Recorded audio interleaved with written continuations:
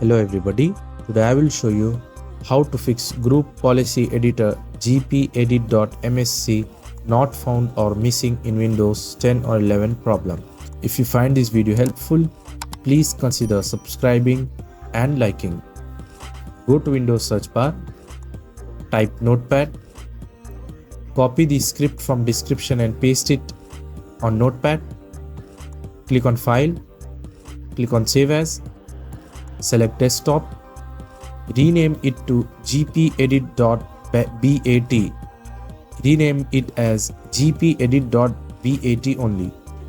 Click on OK, go to Desktop, right click on that file, click on Run as Administrator, click on Yes.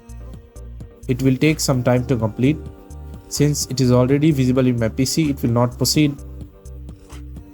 But you all have to wait till it is fully done. Now go to Windows search bar, type gpedit.msc. Now you will find the file. That's it. Thanks for watching.